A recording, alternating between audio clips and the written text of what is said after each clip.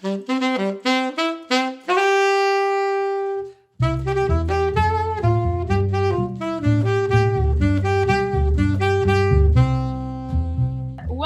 everybody to a reading session with the children's book writer Sînziana Popescu in Romania from Bucharest.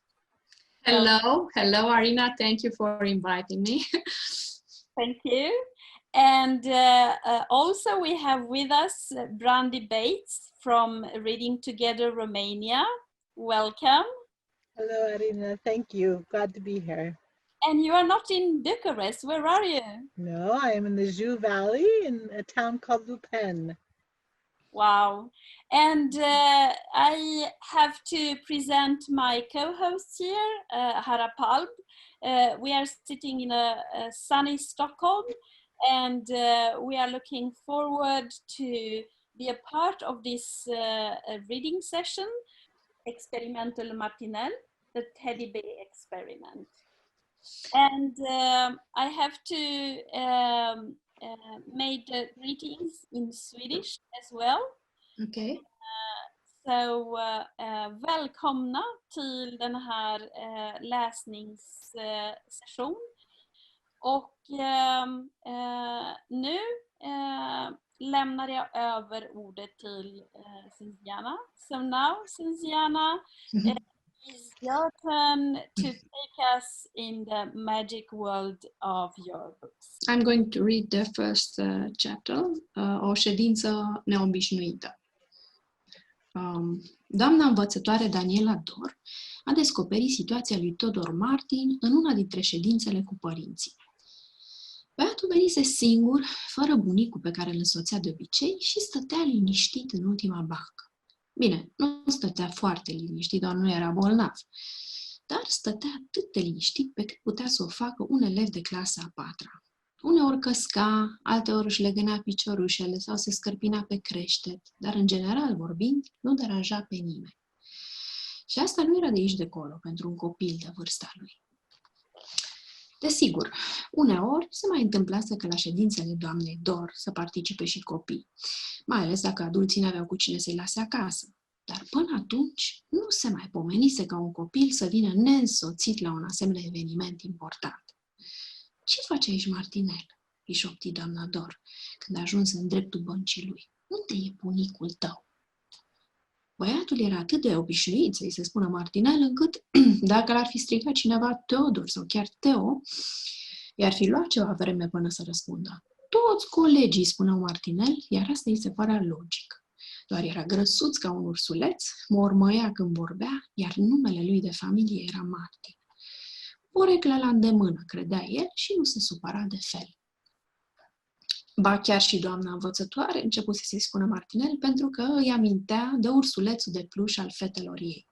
Așa că băiatul avea un motiv în plus să nu se supere. Tataie n-a putut să ajungă, mormăi mol cu băiatul. Nu-i nimic, zise doamna Dor, mă poate suna după ce termină. Nu prea cred, zise Martinel cam încurcat. Nici cu mine n-a mai vorbit de ceva vreme. Doamna Dor îl privi puțin nedumerită. Apoi îl mângâie pe creștet și adăugă complice. Bine, azi poți rămâne. Mulțumesc, răsuflă ușura Martinel. Apoi își suflecă manșetele nelipsitului său training verde, cu 3 dungi albe și cu cel puțin 2 numere mai mari. Doamna Dor îl urmări pe furiș cum se aranjează și inima îi se strânse. Știa cât de des îl purta, iar acum începuse serios să se întrebe dacă băiatul mai avea și alte haine. Nu ești îmbrăcat cam subțire? Nu, pe dedesubt am și o vestă împletită de mama, zise el în timp ce își trăgea fermoarul pentru exemplificare. Iar acesta e un training călduros, mai adăugă după cu mândrie. E cumpărat de tataie, de la second hand. Mereu mă îmbrac cu el. Doamna Dor știa că îl îmbrăca mereu, dar nu mai insista. Teodor trebuia să discute despre astfel de lucruri cu un adult din familie. Cred că ar fi bine ca bunicul tău să mă sune totuși după ședință, știi? Aici vom discuta despre lucruri plictisitoare. Știu, aprobă Martinel cu seriozitate. despre ce rechizite veți avea nevoie în clasa 4-a și despre burse, inclusiv despre cele sociale. Și tu trebuie să-ți depui dosarul. Apoi vom vorbi despre... Aici doamna Dor se opri și zâmbi stânjenită. Nu știa cum să-i spună unui copil că la prima ședință din an părinților îi se cer de obicei bani. Mai ales unui copil sărac, cum era Martinel. Dar băiatul părea în temă. Mai venise pe la ședință cu tataia lui, așa că știa cam tot ce avea de făcut. Nu vă faceți griji, doamnă învățătoare, zise el politicos. Am venit pregătit. Martinel indică vocabularul de pe bancă, cel în care își notase rechizitele pomenite până atunci, și când mișcă mâna, un clinchet suspect se auzi din buzunarul hainei lui. Însă doamna Dor nu băgă de seamă. Era prea ocupată cu părinții. Începuseră să șușotească, să se foiască și să vorbească la mobil. Ori doamna nu permitea ca în clasa ei copiii sau adulții să facă gălăgiri. Discutăm la sfârșit, mi-a spus ea lui Martinel, apoi trecu iar în fața clasei. Doamna învățătoare Daniela Dor era o femeie mărunțică, cu niște ochi vioi ca de veverița, deci nu părea prea periculoasă. Când era veselă, în ochii ei chiar străluceau două luminițe, dar atunci când se supăra, ca acum de pildă, când părinții erau gălăgioși, știa să se facă auzită. Martinel zâmbi când a văzut cum își desface brațele, pentru că ea vorbea și cu brațele, își mărește ochii și își coboară vocea până la nivelul unor șoapte, spunându-le ceva. Tactica ei funcționa de fiecare dată. Părinții fură nevoiți să tacă pentru a înțelege ce le spunea doamna și așa aflară că ea insista să fie atenți pentru a putea continua. Așa că fură de îndată atenți și continuarea. Ședința nu ținu mai mult de o oră, dar lui Martinel îi se păru cea mai lungă oră din viața lui. La început își notă denumirile tuturor rechizitelor, deși știa că el nu-și putea cumpăra mai nimic, după care îi ascultă certându-se pe tema Vlad. Vlad Stanciu era bătăușul clasei lor, iar la ședințe toți părinții se răsteau la mama lui Vlad, care le dădea detalii legate de felul în care își bumbăcise o dras la ultima oară, apoi încheia cu ce vreți să fac mai mult. Și nimeni nu mai îndrăznea să spună nimic. Martinel nu zise nici el nimic normal, deși poate că ar fi avut mai multe informații decât restul participanților. Dar el își văzu de ale lui. Desenă în vocabular niște oi, un câine, un pirat și un extraterestru. Era nebunit după extraterestri.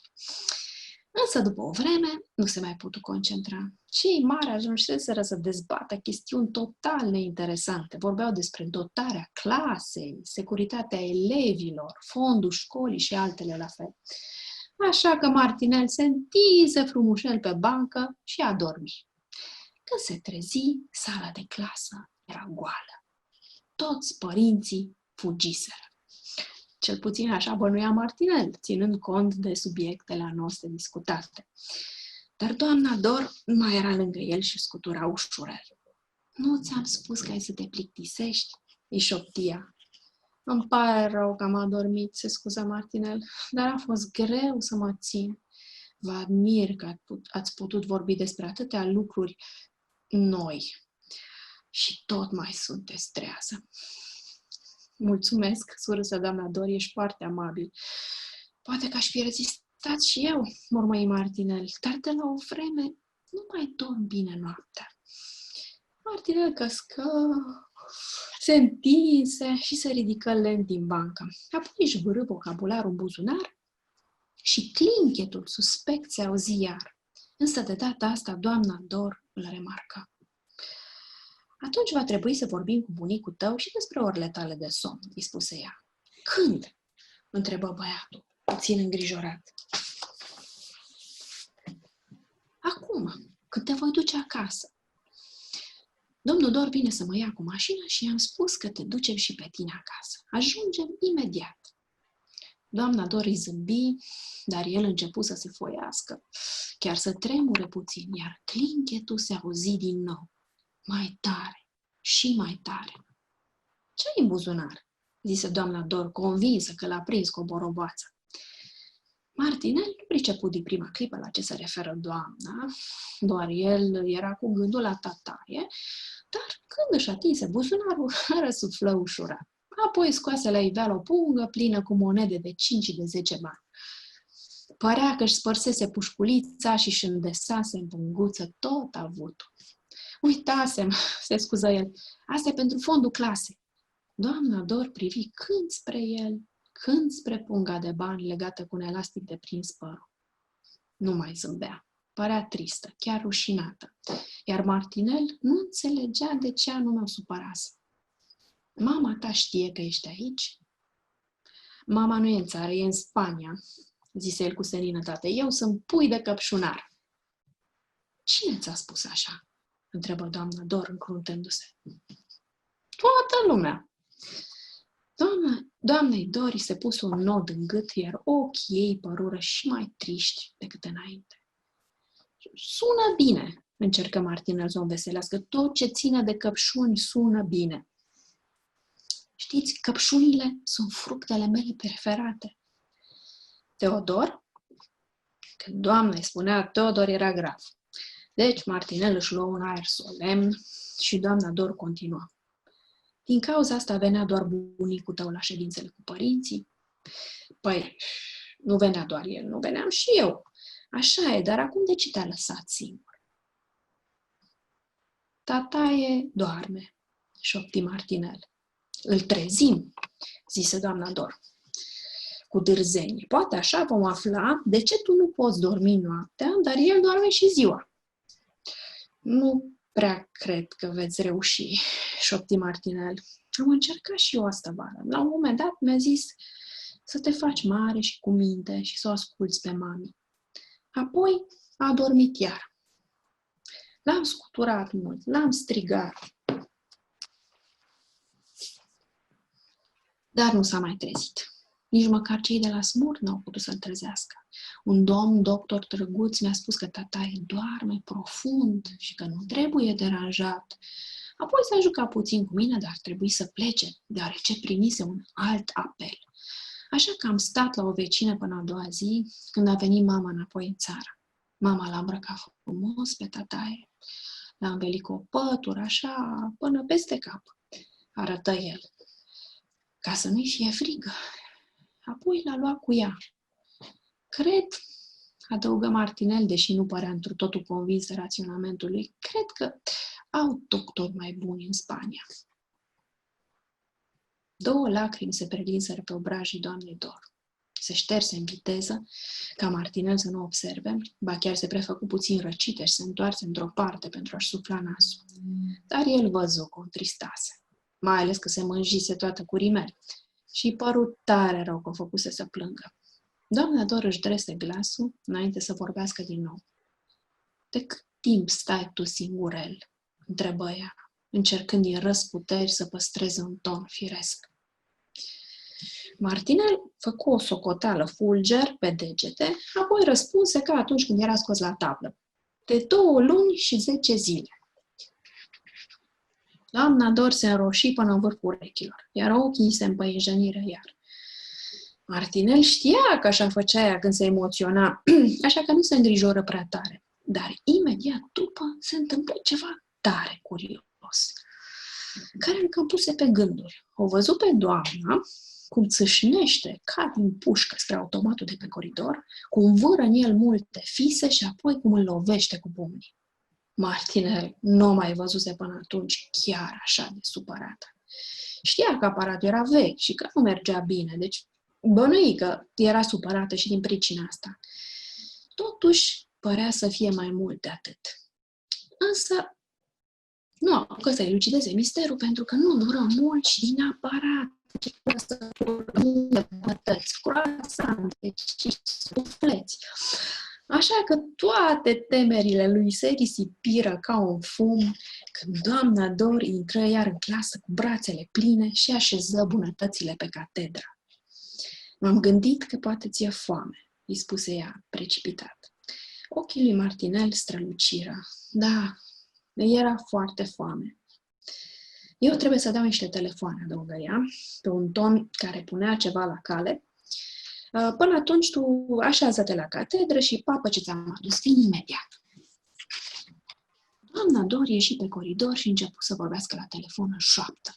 Martinel bănuia că vorbea despre el, deci ar fi vrut să afle ce îi se pregătea, dar vederea dulciurilor îl făcu să uite de îndată de această grijă. Se așeză la catedră și începu să înfulece repede și cu mare poftă. La început a avut unele dificultăți, pungile se desfăceau destul de greu, mai ales pentru cineva neobișnuit cu asemenea mâncăruri alese. Astfel, în scurtă vreme, catedra se umplu de chipsuri și catalogul se mânji cu ciocolată, gem sau vanilie, în funcție de conținutul croasantelor de curând înfulecate. Martinel încercă să șteargă petele de ciocolată de pe catalog cu manșeta, dar nu făcu decât să se murdărească și mai și. 2 dintre paginile catalogului chiar se lipiseră și nu dădeau semne că ar fi vrut să se despartă, oricât de mult s-ar fi căznit el să le ajute. Era atât de preocupat încât la un moment dat, nu se știe cum, ajunse și la pagina lui din catalog. Își citi numele pe litere, apoi verifică și văzu că avea doar un S și 2 de B. În rest, totul era în regulă, numai FB. Martinel închise ochii și răsuflă ușurat. Nici nu simți cum în următoarea clipă se apropiară de el 2 fetițe elegante, cu pălăriuțe și pardesii asortate. Una era înaltă, subțire și avea codițe împletite, iar cealaltă era mică, bucălată și cu părul cârlionțat. Fetele erau însoțite de un domn zâmbitor, cu chelie și cu ochelari. Domnul își trese glasul și Martinel sări ca ars de la catedră. Era tare surprins să-i vadă acolo. Nu e corect, icni fetița cea mare cu codițe împletite. Ce anume? Se interesă Martinel buimac. Își luase un aer oficial, dar nu era deloc prezentabil. Obrajii erau mânjiți cu gem, bluza lui de training se pătase în vreo 2 locuri, iar în jurul lui era o dezordine de nedescris. Cred că se referă la faptul că tu ai voie să răsfoiești catalogul, spuse amuzat domnul cu ochelari și chelie. Da, și asta, pufni fetița cea mare, privind mai mult spre dulciurile de pe catedră. Și cine n-ar vrea să-l răsfoiască în secret, zise domnul făcându-i cu ochiul lui Martinel. Apoi se prezentară cu toți. Eu sunt Valentin Dor. Iar ele sunt fetele mele și ale doamnei învățătoare, Nico și Nora. Nicoleta Dor se prezentă prețioasă, cea mai mare dintre fete cu codițe împletite. Eu sunt Nora, zise și cea mai mică, bucălata cârlionțată. Martinel își luă o mină demnă și se apropie de ei cu gândul să le strângă mâinile. Îmi pare bine, mormăi el, eu mă numesc Teodor Martin. Tu ești Martinel, țipă Nora, apoi îl îmbrățișă. Uite, continuă micuța, fluturându-i prin față un mic ursuleț de pluș pe care îl ținuse până atunci sub bărbie, în spatele gulerului pardesiului. Martinel cel mare, fă cunoștință, te rog, cu Martinel cel mic. Martinel dădu lăbuța cu ursulețul de pluș, dar era puțin cam stânjenit, iar îmbrățișarea Norei era cam strânsă. De fapt, de-abia mai putea respira. Dar măcar nu dură mult. Nico și domnul Dor interveniră de îndată și o luară pe Nora de pe el. Nora, lasă, îi șopti domnul Dor, pe jumătate jenat, pe jumătate amuzat. Nu e un ursuleț, e un băiețel. Dar arată ca un ursuleț, protestă ea, vârându-l pe Martinel cel mic sub nasul domnului Dor. Uite ce bine seamănă! După care, Nora îl atacă iar pe Martinel cel mare. Mami ne vorbește mereu de tine, adăugă ea, cu admirație. Ne-a citit toate compunerile tale cu extraterestri. Nu erau doar cu extraterestri, o corectă blând Martinel, dar totuși de atenție acordată.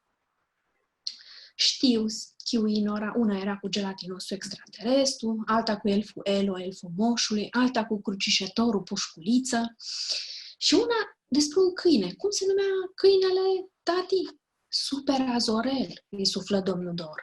Apoi îi făcu iar cu ochiul lui Martinel. Vezi, ești faimos în familia noastră. Dar mami, nu ne-a spus că îți plac atât de mult dulciurile cu euri și cu tone de zahăr, zise și Nico fermă. Noi nu mâncăm decât prăjituri de casă, din ingrediente atent selecționate și cu foarte puțin zahăr. Zahărul dăunează grav sănătății. Martinel ar fi vrut să o contrazică, să-i spună că dulciurile cu euri erau minunate. Dar chiar atunci simți cum burtica lui începe să protesteze. Parcă ar fi fost chiptită să-i facă necaz. În plus, doamna Dor reapăru în încăpere. Nu era deloc mulțumită de discuțiile avute la telefon. Doamna directoare a sfătuit să se descurce în privința lui Martin, iar telefonul bunicului lui Martinel era deconectat pentru neplată. Însă se strădui să-și ascundă supărarea față de copii. "Oh, văd că v-ați cunoscut deja," spuse doamna Dor. "Ai dreptate cu dulciurile astea, Nico, draga mea, dar am avut o cădere de glicemie și n-am găsit altceva comestibil prin zonă. Așa că am făcut o excepție. Dar acum ne grăbim, îl ducem acasă pe Martinel." "De acord," spuse Nico. "N-arată prea bine." "Nu vă faceți griji pentru mine, doamnă învățătoare," vorbi Martinel. "Mă descurc și singur, stau aproape de școală." "Te rog," spuse doamna Dor. "Insist." Nimeni nu contrazise, iar Martinel nu se mira. Știa că atunci când doamna învățătoare insista, nu aveai scăpare și trebuia să faci ceea ce îți cerea. Iar cei din familia Dor păreau și ei de acord. Nimeni nu protestă, ci urmară instrucțiunile. În jur plutea un aer militaresc vesel.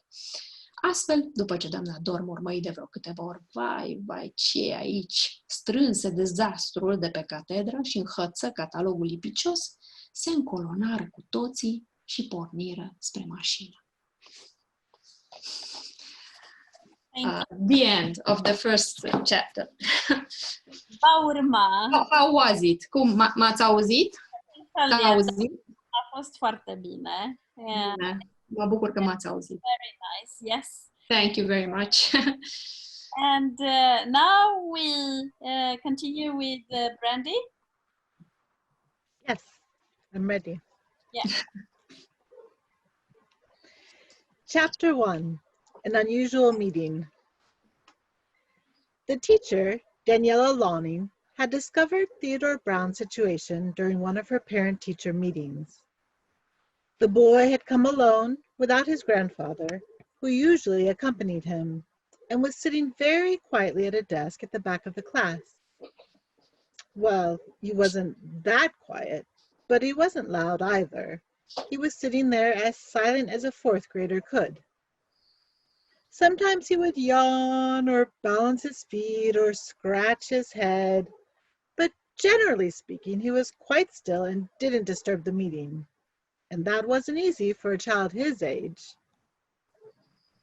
There were, of course, situations when at her meetings children were present as well, especially when parents could not leave them home by themselves. But until then, it was unheard of for a child to attend such an important meeting without an adult from his family. "What are you doing here, Teddy B?" Mrs. Lonning whispered when she came to his desk. "Where's your grandfather?" The boy was so used to being called Teddy B that even if someone called his real name, Theodore or Theo, he would have to think a bit before answering. All of his classmates called him Teddy B, and that was quite understandable. He was chubby as a little bear cub. He mumbled when he spoke, and his family name was Brown, an easy to understand nickname, and he didn't feel offended at all. Even Mrs. Lonning started to call him Teddy B because it reminded her of her daughter's stuffed little bear. So that was another reason for him to bear the nickname with good heart. "Grandpa couldn't come," he mumbled quietly. "That's all right," says Mrs. Lonning. "He can call me after we're done." "I don't think so," he said, a little embarrassed. "He didn't speak to me either in quite a while." Mrs. Lonning looked at him a little puzzled, then caressed his head and whispered, "All right, you can stay here now." "Thank you," Teddy B whispered back. Then he rolled up the sleeves of his green and white jumpsuit that was at least 2 sizes too large. Mrs. Lonning watched him sit and felt her heart constrict. She knew how often the boy wore that jumpsuit, and she started wondering if the boy actually had other clothes as well. "Aren't you a bit cold?" "No, I'm wearing this vest my mom knitted for me," he said, and showed her the vest. "And this is warm enough," he added proudly. "Grandpa bought it from a second-hand store. I'm always wearing it." Mrs. Lonnie knew that he was always wearing it. She had to talk to an adult from his family about these things.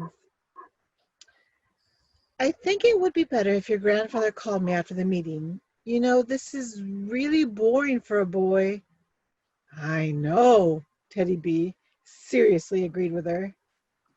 "We'll talk about what school supplies you need for the 4th grade, about scholarships, even the social ones. I think you should apply as well. And then there's the..." But then Mrs. Lonning paused and looked at him worriedly. She did not know how to tell him that normally at the first Parent-Teacher Association meeting, the parents were asked to contribute financially to the class fund, especially a boy as poor as he was.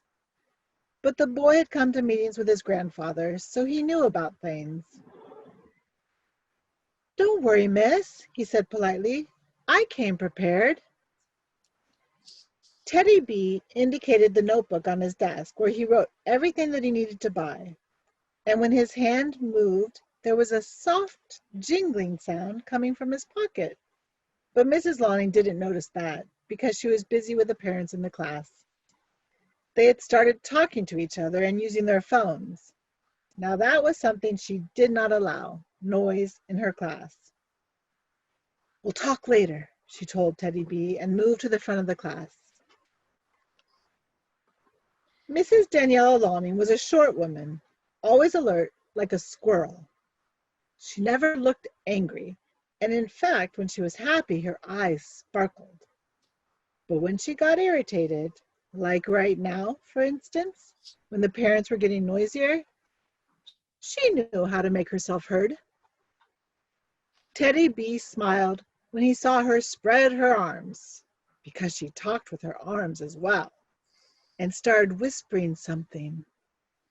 Her tactics always worked. The parents had to become silent in order to understand what she was saying, and so they found out that she needed them to pay attention to continue the meeting. So they instantly came to order, became quiet, and the meeting went on. It didn't last for more than an hour, but to Teddy B, it seemed it was the longest hour of his life. At first, he started to write down everything she said they needed to buy, but he knew he wouldn't be able to buy all those things. Then he listened to them arguing on the Vlad subject. Vlad Stanciu was the troublemaker of their class, always fighting, and at meetings, all parents would argue with his mother, and she would tell them about how she had punished him the last time. "What more do you want me to do?" she asked, and nobody would say anything anymore. Teddy B didn't say anything, of course, although he thought he might have something to add to that. But he kept to his own business. He drew some sheep, then a dog, a pirate, and an alien. He was crazy about aliens. After a while, though, he just couldn't focus anymore. The grown-ups started to talk about totally uninteresting stuff, like class equipment, children's safety, class funds, and many other things. So Teddy B put his head on the desk and fell asleep. When he woke up, the classroom was empty. All the parents had run away, or so he thought, considering the tedious topics they had discussed. Mrs. Lonning was shaking him gently. "Didn't I tell you you'd get bored?" she asked. "I'm sorry I fell asleep," he apologized, "but it was hard to stay awake. I admire that you could talk about so many things and still be awake." "Thank you," she smiled. You're very kind. Maybe I shouldn't fall asleep, Teddy B mumbled, but I haven't slept very well lately. Teddy B yawned and slowly got up from his desk. Then he put the notebook in his pocket, and there was the jingling sound again. This time, Mrs. Lonning heard it too. Then I will have to talk to your grandfather about your sleep hours, she said. When? The boy asked, a little worried. Well, now. We'll drive you home. Mr. Lonning will come and pick me up, and I told him we'll get you home too. He'll be here in a minute. Mrs. Lonning smiled, but he started to fidget, and there was the jingling again, louder and louder. What's in your pocket? Asked Mrs. Lonning, convinced she had caught him red-handed. Teddy B didn't fully understand her question. He was thinking about his grandpa, but when he put the hand in his pocket, he smiled with relief. He then took out a small plastic bag full of coins. It looked like he took all the money from his piggy bank. I forgot, he apologized. This is for the class fund. Mrs. Lonning looked at him, and then at the plastic bag that was carefully tied with a rubber band. She wasn't smiling anymore. She looked sad, even ashamed of something, and Teddy B could not understand what had upset her. Does your mother know that you are here? My mother's not in the country. She's in Spain, he said serenely. I'm a strawberry picker's son. Who told you that? Asked Mrs. Lonning, frowning. Everybody. Mrs. Lonning felt her throat constrict and her eyes became even sadder. It sounds good, he tried to cheer her up. Everything that's about strawberries sounds good. You know they are my favorite fruit. Theodore. When Mrs. Lonning called him Theodore, it meant trouble. So Teddy B tried to look solemn. And then she continued. Is this why there was only your grandfather ever present to our meetings?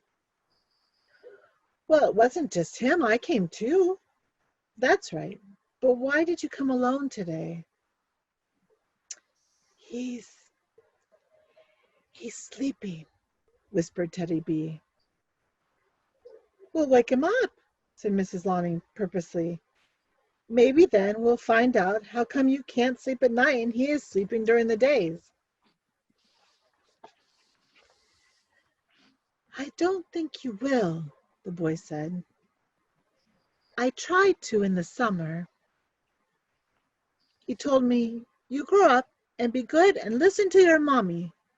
And then he went back to sleep. I shook him and called him, but he wouldn't wake up. Not even when the men from the Smurd could wake him up. A nice doctor told me that Grandpa was deep in his sleep, and he mustn't be disturbed. Then we played a little, but he had to go because he had received another call. So I stayed with a neighbor until the next day when Mom came back to the country. She then dressed up Grandpa and put a blanket over his head so that he wouldn't be cold, and she took him with her. I think, the boy added, although he didn't seem convinced about it, that maybe they have better doctors in Spain. 2 tears were rolling down her cheeks. She quickly wiped them so that the boy could not see them. She even pretended to have caught a bit of a cold and turned around to blow her nose. But Teddy B had noticed that she was upset. She'd smudged her mascara and felt really sorry for upsetting her. Mrs. Lonning paused for a second before speaking again. How long have you been living alone? She asked, trying hard to keep a normal voice. Teddy B started counting on his fingers and answered quickly. 2 months and 10 days. Mrs. Lonning turned red in the face and her eyes filled with tears again. Teddy B knew that this was how she reacted when she became emotional about something, so he wasn't very anxious about it. Then, quite unexpectedly, something odd happened that left him puzzled. He watched her dash to the food machine in the hallway, insert a fistful of coins in it, and when it didn't release the food, she started kicking it. Teddy B had never seen her so upset. He knew the machine was old and didn't function properly, so he suspected that was what had upset her, but it seemed to be a bit more than that. But he didn't have time to ponder this because the machine started coughing up bags of snacks, croissants, and pretzels. Then all his worries were blown away when she returned with her arms full with that amazing food and put it on his desk. "I thought you might be hungry," she precipitated. His eyes sparkled. Yes, he was very hungry. "I need to make some phone calls," she said, and he knew she was up to something. "Meanwhile, you sit here and eat the lot. I'll be right back." Mrs. Lonning went out on the corridor and started talking on her phone. Teddy B suspected she was talking about him, and he really wanted to know what she was saying, but seeing so many treats in front of him made him forget all about it. He sat down and started to eat with gusto.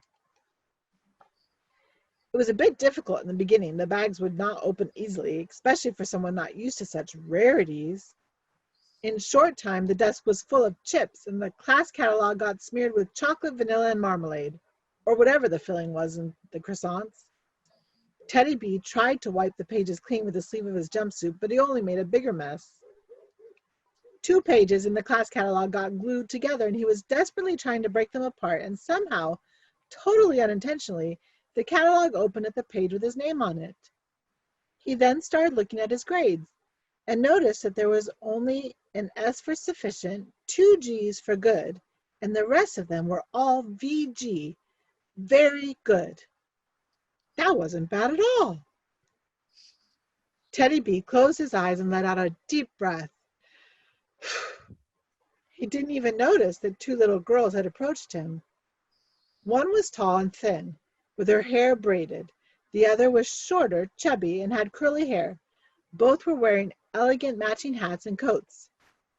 Then, a bald man with glasses, who had accompanied them, was watching them with a smile on his face. The man gave a little cough, and Teddy B jumped up onto his feet. He was really surprised to see them there. "That's not fair," said the tall girl. "What isn't?" asked Teddy B, puzzled. He was trying to look solemn, but failed thoroughly. His cheeks were covered in chocolate and marmalade. His jumpsuit sported 2 new big stains, and there was a big mess around him. "I think she means the fact that you can peek in your class catalog," said the man, smiling. "Well, that too," she puffed, eyeing the sweets on the desk. "And who wouldn't peruse it at leisure?" said the man, winking at the boy. Then he made the introductions. "I am Valentine Lonning, and these are our daughters Nico and Nora." "Nicoletta Lonning," the tall girl introduced herself. "I'm Nora," said the chubby curly one. Teddy B tried to look dignified and approached them to shake their hands. "Nice to meet you," he mumbled. "I am Theodore Brown." "Ah, so you are Teddy B!" yelled Nora, and then hugged him enthusiastically. "Look," she urged him, waving a small stuffed teddy bear that until that moment she had held under her coat. "Big Teddy B, meet little Teddy B." Teddy B shook the teddy bear's paw, but he felt a little embarrassed, and she was still hugging him a bit too tight. In fact, he could hardly breathe. It didn't last long, though. Mr. Lonning and Nico came to his rescue and unglued her from him. "Nora, let him breathe," whispered Mr. Lonning, half embarrassed, half amused. "He's not another teddy bear. He's a boy." "But he looks like one," she protested, sticking the toy under her father's nose. "Look how alike they are." Nora turned again to big Teddy B.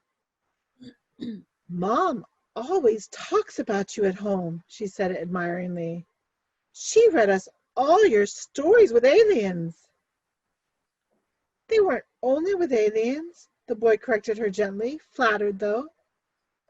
"I know," Nora yelled. "One was with the gummy alien, another with Elo the elf, Santa's elf, another with the piggy bank crusader, and one about a dog. What was the dog called, Dad?" "Super Puppy," whispered Mr. Lonning, and then winked again to Teddy B. "See? You are famous in our family." "But Mom never told us that you love unhealthy snacks with tons of sugar," said Nico firmly. "We only ate homemade cookies with carefully chosen ingredients and little sugar. Sugar is bad for your health." Teddy B wanted to contradict her, to tell her that those snacks were delicious. But right then his tummy gave a big rumble, like it was set on getting him in trouble. And right then Mrs. Lonning entered the classroom.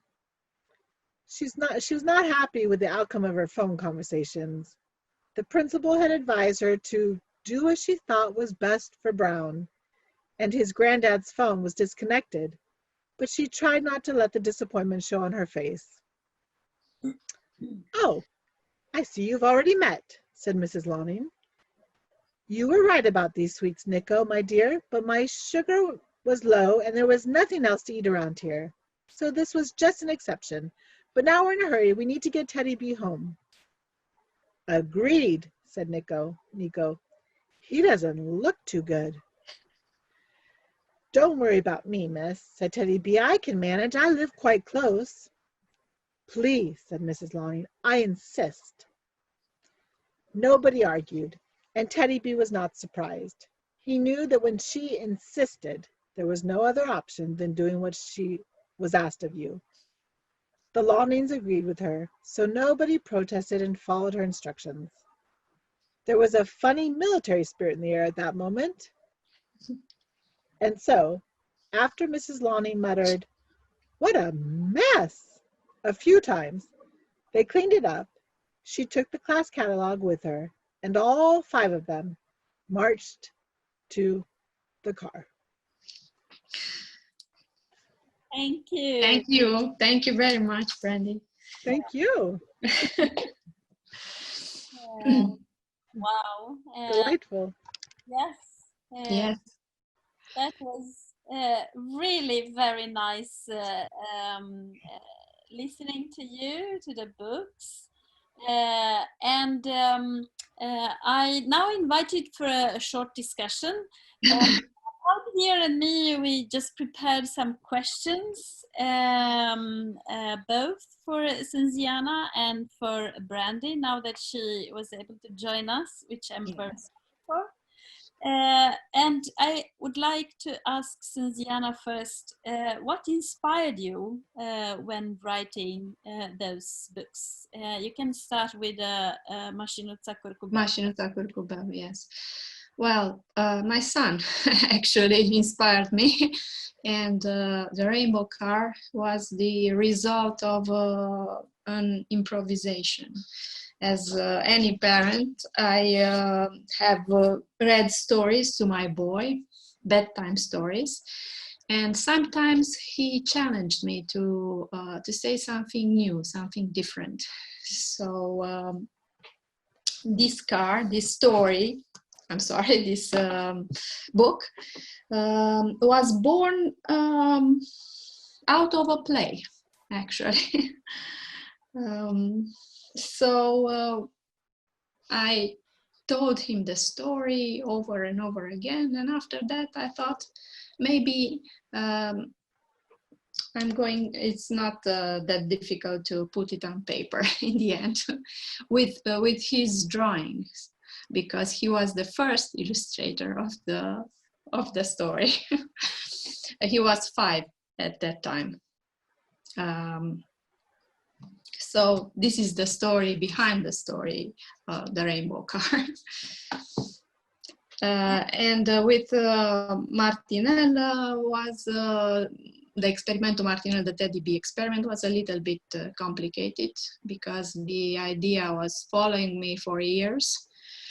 I was very impressed about the situation of these kids who are living actually alone in the country because their parents are working abroad in order to survive as a family. It's a very sad situation. And it's a taboo theme in Romania, actually. We have some books on this topic, but they were for adults. So I think, I'm not quite sure, but I think that Experimentul Martinel is the first book written for a child on this topic, for a 9-year-old. So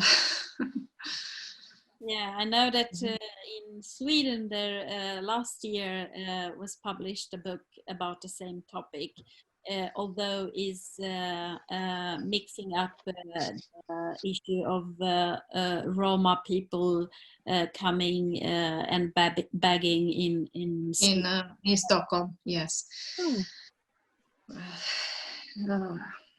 In Romania, it's a huge problem because we have many kids, very many kids in this situation, you know, and they are not living with their grandparents or neighbors. They are living actually alone, and I don't know if there are 3 kids in the family. The older kid take care of his siblings, and it's very sad, you know, to be hungry all the time, to go to school by yourself, to become an adult actually overnight. So I thought that maybe the other kids who are lucky to have their parents near them, maybe it's important for them to know the situation of these children. And always when I'm going with Martinel in schools, I ask everybody, do you have kids in this situation in your class?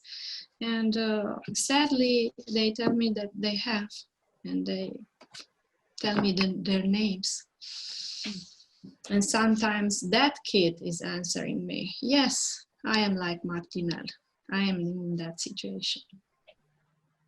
Do you know by yourself people? Is it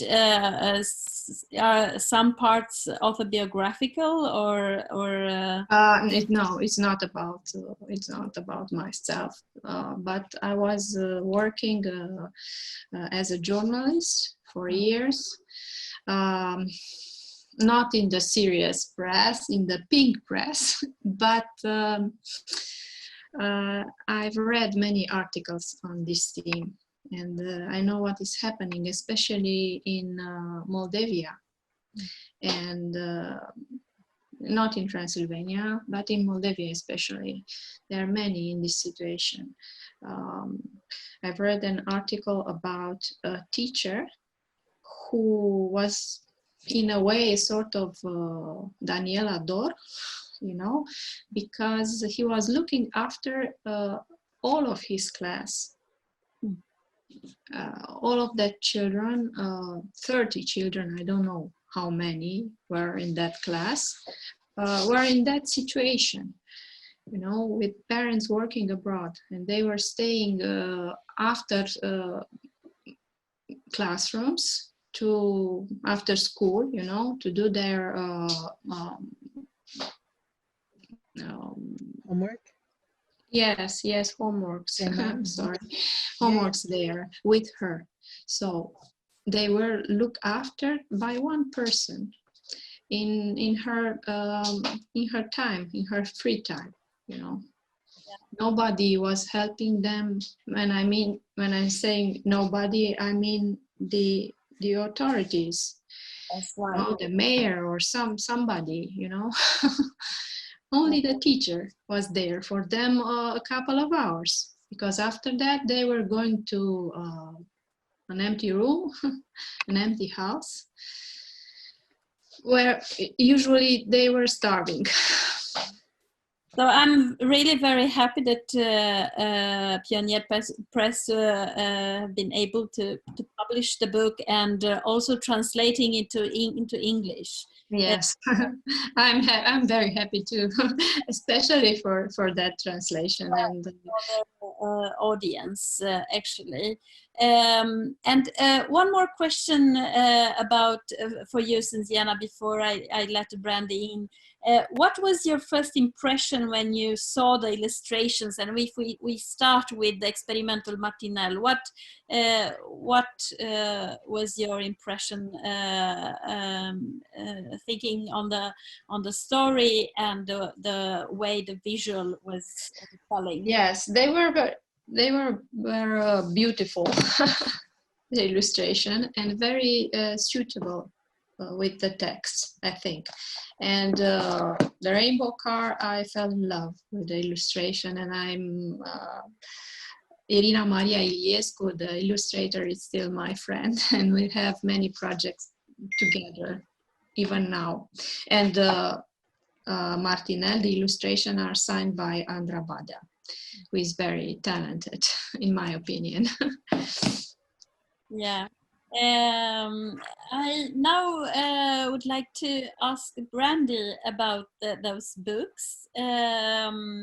What was your first impression, if you can recall that, or what do you remember from those books that Sînziana wrote? First of all, my reading level in Romanian is probably second grade, first grade level. So I'm very grateful for bilingual books. So the fact that the Teddy Bee experiment has been translated for me, I feel like it was done for me. Of course it wasn't done for me, but I'm so glad for it. And I feel like I'm let into a Romanian story in a very unique way that I crave all the time and cannot achieve on my own. So I'm very grateful simply for the bilingual nature of it and the wider window that it creates. That books are always windows, but this is a very wide window, a wider window, and I'm very appreciative of that. The rainbow car I have to read with my own translation in the Romanian, and I understand most of it in Romanian. The Swedish obviously completely mystifies me. So, I particularly the story of Martinel, or Teddy Bee, having lived in Romania for 20 years, having led youth groups, youth clubs, where we've known young people who we were shocked, and I think at first actually weren't sure if we could believe them, that they were living on their own, because it seems so unbelievable that we've known youth who have been left. And as a parent, I can't imagine how desperate you must have to be to leave your children, because nobody wants to leave their children. And so this story, I know, and obviously Sînziana tells us, but I know in my own skin, this is a true story, that this story has a lot of truth in it, and it's put in a way that we laugh at Teddy Bee. The illustrations are so, they're cute, and they're soft, and they're plump, and they keep it light because the subject's so heavy, right? And it helps us be able to take in such a heavy topic, because they're comforting us while we're taking in the very hard and sad details of his life. So I'm so grateful for this book. I'm not surprised that it's the first. I don't know when I didn't even look at the date of when this was put into print. What's the 2018, I think. Okay, so very recent. But you wrote it much earlier, Sînziana, haven't you? Yes, much earlier. Okay. It's dated, if I'm not mistaken, 2013. Okay. Because at that point the king was alive. This is important for me, the date, you know, because we have published it after he passed in 2017. Okay. All right. Right. Okay.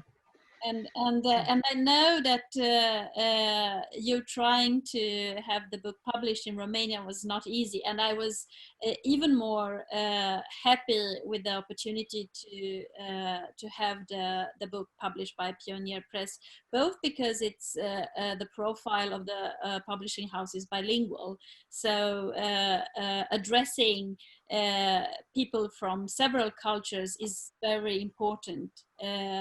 But also because I like as an editor to work with the illustrator as a co-author of the story, and it's important to get involved both of the books. So, for example, for the Mașinuța Cârcubeu, it was very important that the car was also resembling of the Dacia car. Dacia. Dacia 1300, yes. It's the old version of Dacia from our childhood. And to have both the black and white time and the evolving to a better, more colorful and cheerful world, because I think that's important to address difficult subjects and but still give some hope, because there is hope always as we try fighting. Yes. This moves us to the next question regarding the situation we have now with the lockdown and self-isolation. How did this situation affected you, and what effects, both positive and negative, can you tell us about? Are you asking me or Brandi? Me?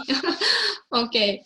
Well, it didn't actually affect me very much in the negative way, because I'm used to stay alone a lot and write in front of my computer. So, but I was very impressed because of my mother, who is alone. She is isolated in somewhere in Transylvania, in a small town called Târgu Mureș. So she's far away from me, and that was the really problem, because I can't go there. So.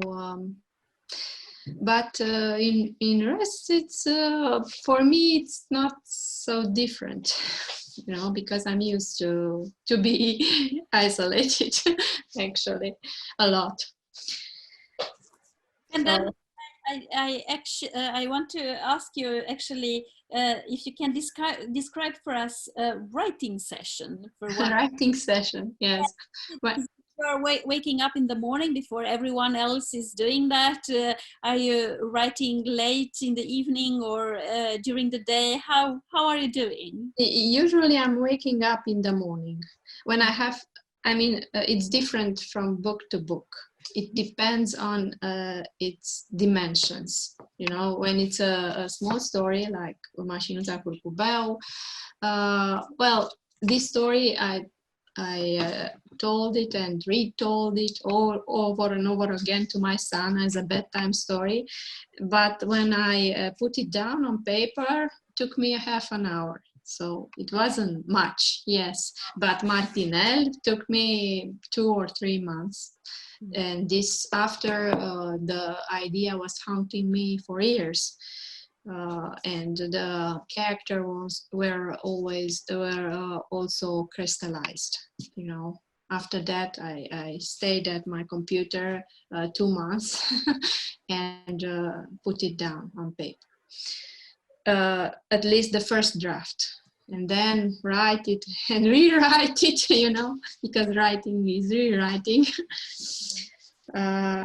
And after that, of course, I tried to find a publishing house here, but I wasn't very lucky back then. But now I feel that I was very lucky because I found for that story a very interesting publishing house, far away, but I'm glad that I published this book at Pioneer Press, because it had and it will have another fate, a happy one. It can be seen in many other countries at many book fairs until now.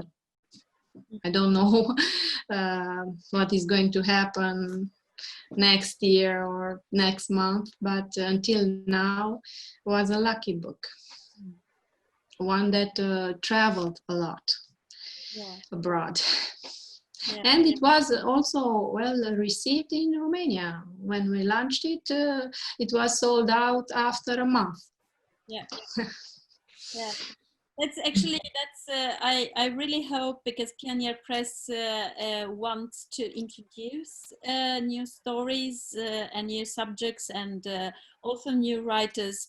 And I actually discussed with the publishing house Universul in Romania that they are interested in publishing the Romanian version, not the bilingual one, but the Romanian version. Yeah, so I hope that that will be published in Romania as well, because this book deserves a much larger audience, and especially in Romania. Yes, well, now Nemira Publishing House is also interested, but now, not back then. Yeah, you know. This is actually the idea of Pioneer Press. So just in new ways, and maybe when other publishers can see that there is an interest, because and the Pioneer Press has the experience from Sweden, so it's built up upon something that already worked. I mean, I see that you have Sînziana Pipi Șoseții. Yes, and also Niels here. Yeah, but Pippi Longstocking is actually celebrating her anniversary. I know. Yes, she's one a character in the 75 years. But she don't need to stay. So she's an old lady. An old lady, but she is not confined at home as the old characters. So now, Brandi, how about you? How this situation affected you? Actually, I was very happy following your activities with Reading Together Romania. So how is your everyday life? Yeah, well, professionally speaking, my work is in the domain of advocating reading aloud to children from birth, 20 minutes a day, and then also reading aloud daily in schools and classrooms from kindergarten through high school, and also in libraries, at least weekly.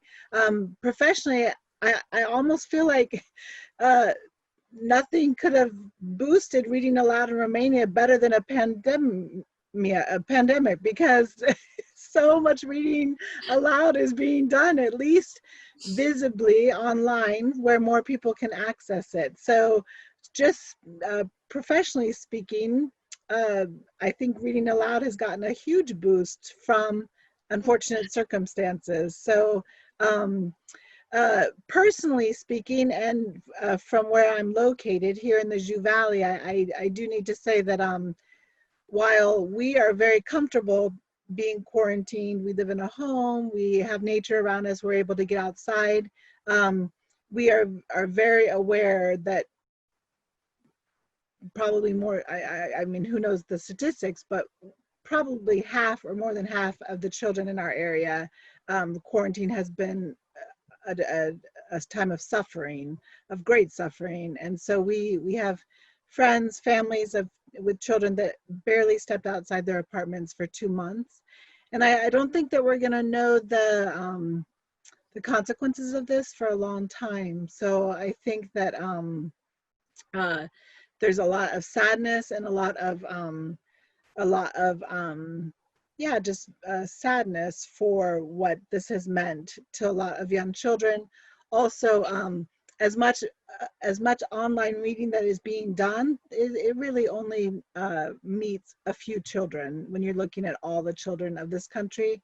So there are so many children that either can't access online reading or don't choose to access online reading. And so I'm very concerned.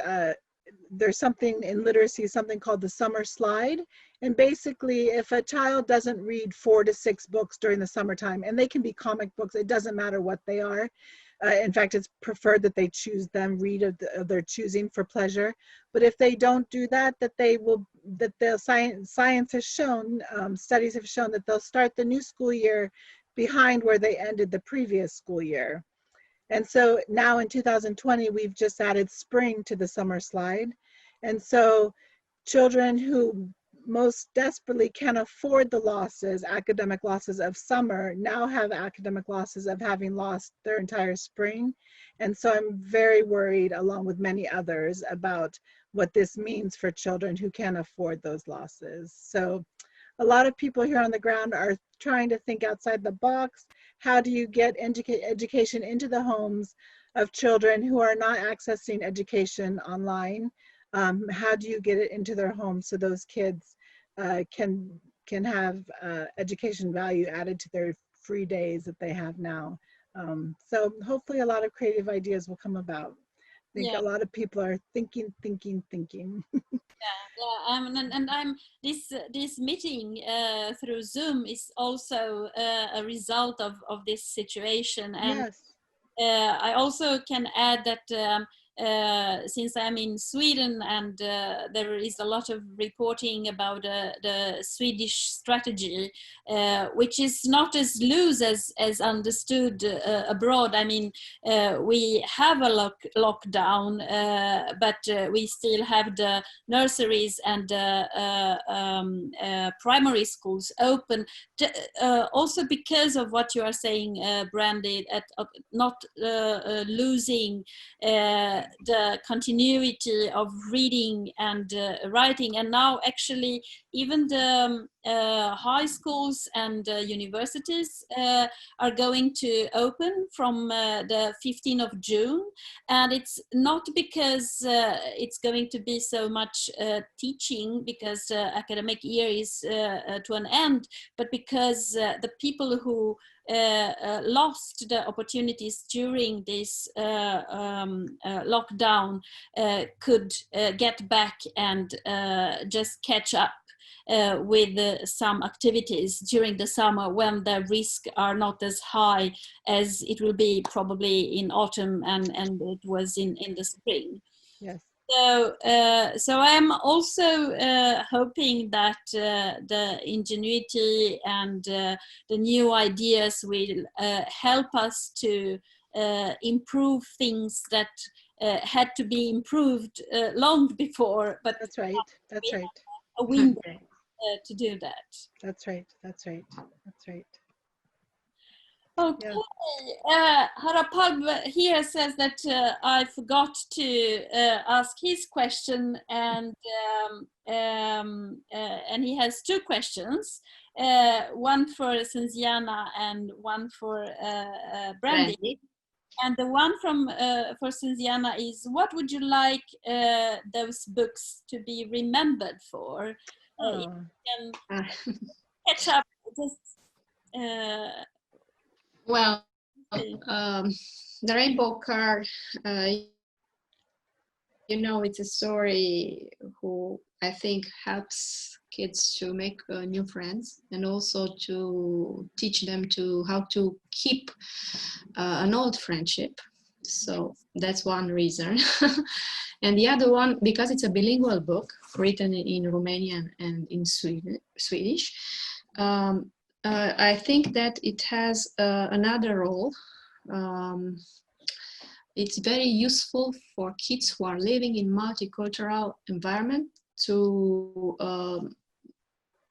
learn new words in 2 different languages from the beginning, from their first or second book, you know.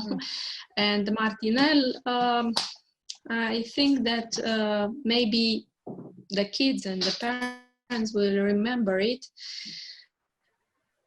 at least for the courage to attack a taboo subject, a taboo topic in Romania, you know, because I told you before that it's a theme avoided by most writers, especially the writers who are writing for children, in Romania at least. So yeah, thank you. Here is my answer. Yeah, and now the question for Brandi is Harap Alb asked you to send a message to all the listeners, if you have something to add and that you will like to spread out. One of my best friends is a Romanian living in Sweden, so I'd like to say hello to Monica. I hope she'll be listening to this. But I guess, you know, I think reading aloud is important in every culture, that when we share stories, and not just I read a story and then Arina, you read it too, and we discuss it, but when we actually read it to each other, there's a bonding that happens and a broadening that happens, a cultural exchange actually. And that the Swedish people's meeting of Romanians and Roma, the Romanians meeting of Swedish people as they come here, Americans meeting Romanians and Roma and Swedish, we all deserve to be understood, to be listened to, and when we share our stories with each other, it helps us to begin that process of putting our feet in another's shoes and understanding why they may do what they do, why they may act as they act, why they may speak as they speak. So keep reading, read to your children, read aloud to your spouse, your partner, to your grandparents. Keep stories, read about people that you've never met before in your life. Read about people that anger you. Read about people that you wish you didn't know.